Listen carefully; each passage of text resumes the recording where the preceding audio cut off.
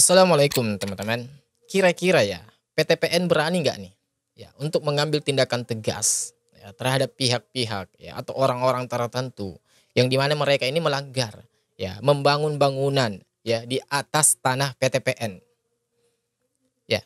Ini kan sekarang lagi heboh nih teman-teman ya, lagi rame nih di puncak sana itu ya, di puncak itu lagi dibersih-bersihin ya sama Kang Deddy Mulyadi. Ya, tentu kita tahu teman-teman ya, daerah puncak itu tanah resapan air. Nah, kalau banyak bangunan di situ, ya maka outputnya apa? Banjir, teman-teman. Ya, maka atas hal ini kepekaan ya Kang Deddy Mulyadi melihat hal itu, ya, maka beliau itu memutuskan mengambil kebijakan untuk membereskan semua di situ. Ya. Karena ya faktanya teman-teman di sana didapati begitu banyak tanah atau bangunan yang didirikan itu secara ya ugal-ugalan, bahkan tidak tanggung-tanggung teman-teman. Kita tahu ya, tempat hiburan fantasi di sana ya, rekreasi hibis fantasi itu dibongkar sama Kang Deddy Mulyadi ya. Terlepas siapapun aktor di belakangnya, sekalipun ada katanya sebuah opini ya, sebuah narasi yang berhembus bahwa aktor di belakang itu orang terdekat daripada RK, itu tetap saja disikat sama Kang Deddy. Karena itu tadi teman-teman, Kang Deddy Mulyadi itu ya mementingkan kepentingan rakyat warganya di atas segala-galanya, di atas golongan tertentu, di atas orang-orang tertentu atau tokoh-tokoh tertentu. Ya, dan tentu kita tahu ya beberapa tahun yang lalu, mungkin sekitar tahun 2020, sebenarnya permasalahan ini PTPN ini itu sudah mencuat pertama kali, di mana PTPN itu menggugat ya untuk bagaimana ya pondok pesantren yang dimiliki oleh Habib Rizik Syihab itu dikosongkan atau diambil, dialihfungsikan. Nah, karena pada saat itu ya PTPN ini menggugat atau mengklaim bahwa tanah yang didirikan ya pesantren yang dimiliki oleh Habib Rizik Syihab itu merupakan tanah sah milik PTPN. Tetapi entah ya bagaimana kelanjutan dari ya masalah itu, sebab seakan-akan itu menghilang teman-teman ya, seakan-akan kalau saya duga. Dan terakhir kali ya saya mendengar kabar terbaru ini ya, ini dibahas kembali teman-teman. Ya, dan mungkin coba baiknya kita melihat dan mendengar ya berita terkait hal itu teman-teman. Sengketa tanah antara PTPN 8 dan Pondok Pesantren Alam Agrokultur Markas Syariah di Markas Syariah teman-teman. Megamendung Kabupaten Bogor, Jawa Barat terus bergulir. Pihak Rizik Syihab menegaskan tidak akan menyerahkan lahan tersebut sebelum ada putusan pengadilan. Jadi Habib Rizik bersikeras untuk tidak memberikan tanah tersebut teman-teman ya sebelum ada keputusan pengadilan yang resmi. Sebelumnya PTPN 8 melayangkan surat somasi kepada pengelola Pondok Pesantren Alam Agrokultural Markas Syariah Ponpes Alam Agrokultural di Megamendung Kabupaten Bogor, Jawa Barat. Pasalnya lahan yang ditempatinya tersebut merupakan area sah milik PTPN 8. Area sah milik PTPN katanya teman-teman. Hal itu berdasarkan sertifikat HGU nomor 299. Ya, sengketa lahan Ponpes Rizik Syihab di Megamendung berdiri di tanah HGU ya, hak guna usaha PTPN 8, dan diklaim sudah dibeli dari petani teman-teman. Tanggal 4 Juli 2008. Adapun penguasaan fisik tanah yang dibangun pihak Ponpes tersebut selama ini dianggap tidak memiliki izin dan persetujuan dari pihak PTPN 8 selaku pemilik sah. PTPN 8 diketahui telah memberikan surat somasi ya tersebut pada 18 Desember 2020 lalu teman-teman. Surat somasi tersebut sudah lama ini ya permasalahan ini teman-teman. Dalam surat somasi itu pihak Ponpes diminta untuk segera menyerahkan lahan milik PTPN yang ditepatinya tersebut selambat-lambatnya 7 hari kerja. Sementara kuasa hukum Rizik Sugito Atmo Prawiro menanggapi pernyataan PTPN 8 yang bakal mengambil alih lahan termasuk yang ditempati pondok pesantren tersebut. Yang mengungkapkan pihaknya masih menunggu proses hukum terkait laporan yang dilayangkan PTPN 8 ke Bareskrim Polri. Pihaknya masih menunggu proses hukum terkait laporan yang dilayangkan PTPN 8. Ini ya kurang lebih wilayahnya ya, gambaran wilayahnya begitu luas teman-teman. Diketahui PTPN 8 melaporkan total 250 orang termasuk Rizik ke Bareskrim dengan dugaan penggunaan lahan tanpa izin. Dikutip dari Kompas.com, 250 orang teman-teman. Dalam kasus tersebut PTPN 8 mengklaim bahwa lahan yang menjadi pihak Rizik Syihab tidak akan serahkan lahan. Lokasi pesantren merupakan tetap bersikeras teman-teman ya. Milik perusahaan. Sementara itu Sugito menuturkan pihaknya membeli lahan melalui penggarap atau pengelola. Menurutnya persoalan sengketa lahan memang harus diselesaikan lewat proses hukum. Akan tetapi ia juga berharap agar persoalan tersebut dapat diselesaikan tanpa melalui proses hukum. Wow, gitu ya. Wah. Sebab Sugito mengklaim HGU milik PTPN 8 atas lahan yang disengketakan telah dibatalkan dan putusannya sudah inkrah di tingkat kasasi.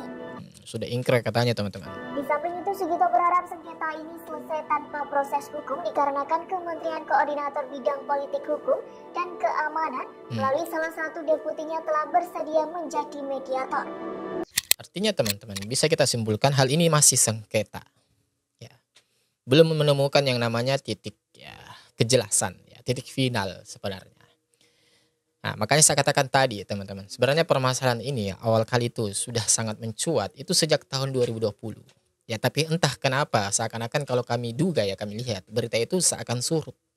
Entah apa karena ada faktor politik di belakangnya atau apa, wallahu alam ya. Tetapi apapun itu teman-teman ya, apapun itu, seandainya memang jika benar-benar tanah yang didirikan atau yang dimanfaatkan oleh Habib Rizik Syihab itu tidak sah secara legalitas, ya maka ya harus segera ditindak.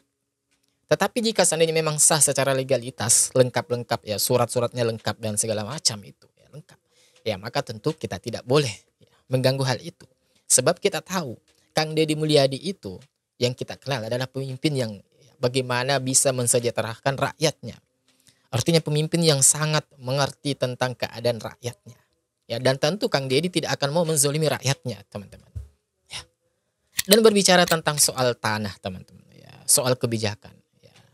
Kang Deddy Mulyadi ini, maka kita akan berbicara tentang ketegasan dan keseriusan ya Deddy Mulyadi untuk ya permasalahan seperti ini. Ya. Dan salah satunya video ini teman-teman ya bisa kita lihat bagaimana tegasnya Kang Deddy Mulyadi, bagaimana komitmennya Kang Deddy Mulyadi untuk menghadirkan yang namanya kesejahteraan di lingkungan yang beliau pimpin, untuk menghadirkan yang namanya keamanan, kenyamanan ya bagi daerah yang beliau pimpin. Ya. Coba nih lihat videonya teman-teman. Kalau saya mau ekstrim ya, kalau saya pribadi ya, Iya. Pemprov Jabar itu bukan lembaga yang miskin. Iya benar. Kita punya uang 31 triliun. Kalau saya mah begini, bisa nggak sih dari sisi aturan aku mau lebih baik ganti ke investornya, kembalikan lagi jadi kebun. Coba teman-teman ya. Kalau saya mending kayak gitu. Ya, kalau bisa saya ganti saja deh investornya. Ya daripada ribet, ya mending saya ganti investornya lebih cepat. Ya tanah ini tuh dirubah fungsinya sedia kala.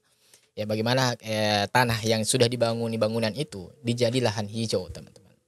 Coba ya, Kang Deddy Mulyadi mau melakukan hal seperti itu. Untuk apa? Untuk lingkungan teman-teman. Coba kita lanjut. Ya. Dan mereka juga harus dituntut juga.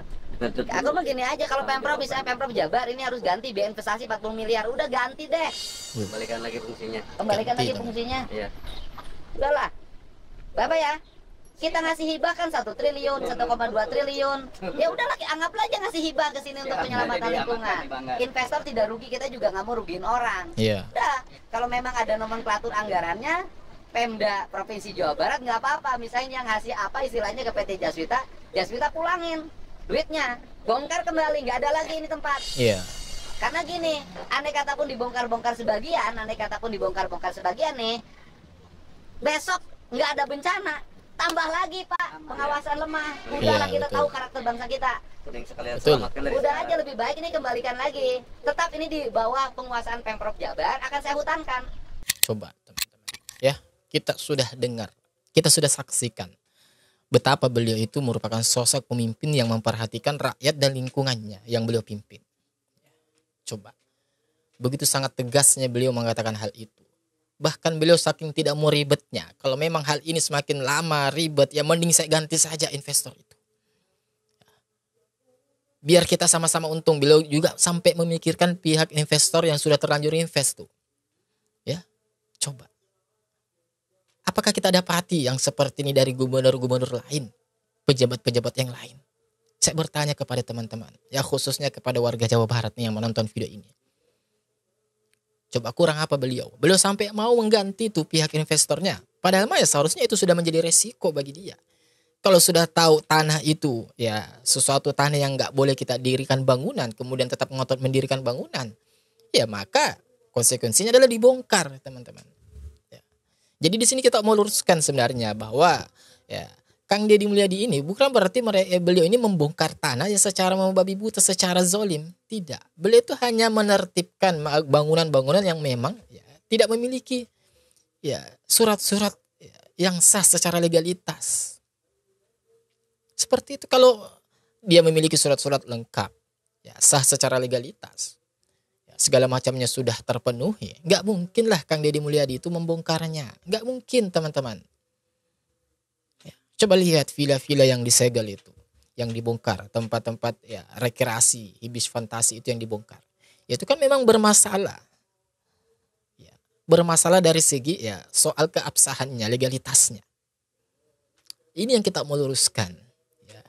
Cuman sayangnya ada begitu banyak media-media yang seakan-akan ya wallahu alam ini media-media mana, tetapi ada daripada oknum-oknum media ini yang memframing seakan-akan Kang Deddy Mulyadi itu membongkar ya, segalanya halnya ya, tanpa memperlihatkan, tanpa memperhatikan terlebih dahulu, tanpa menimbang lebih dahulu tanah tersebut apakah memang sah secara legalitas atau enggak. Artinya main sapu rata saja. Nah ini yang kemudian kita harus sampaikan. Bahwa ya itu tadi kalau memang selama kita ini yakin kita ini memiliki surat-suratnya dan ya kita memiliki bukti-bukti ya bahwa tanah yang kita miliki ya bangunan yang kita dirikan di atas tanah tersebut memang milik kita sah secara legalitas, seharusnya kita nggak perlu khawatir, seharusnya kita nggak perlu takut. Ya kembali persoalan kepada tanah ya yang dimanfaatkan yang didirikan bangunan oleh Pondok Pesantren Habib Rizik Syihab. Nah seharusnya kalau beliau memang memiliki surat-surat yang lengkap, seharusnya tidak perlu khawatir teman-teman. Itu poinnya, tidak perlu khawatir ya. Jadi seperti biasa teman-teman ya bagi teman-teman dan khususnya warga Jawa Barat nih ya, coba kalian komen di kolom komentar kata di bawah ya, kira-kira ya sosok Kang Deddy Mulyadi yang menurut kalian itu seperti apa ya, apakah seperti yang sebagian ya media-media tertentu yang menggambarkan bahwa beliau itu merupakan sosok ya pemimpin yang pencitraan lah, sosok yang zalim lah, sosok yang tidak memperhatikan rakyat lah, atau justru sebaliknya sosok yang memperhatikan rakyatnya, sosok yang memang memperhatikan lingkungannya. Ya bagaimana beliau ini menginginkan ya khususnya di daerah puncak itu memang ya kembali kepada fungsi asalnya ya, sebagai lahan hijau, ya hutan lindung, yang kedua sebagai ya tanah serapan air. Coba kalian komen di kolom komentar kita di bawah ya. Insya Allah kita ketemu lagi di video selanjutnya. Wassalamualaikum warahmatullahi wabarakatuh. Barakallahu fikum.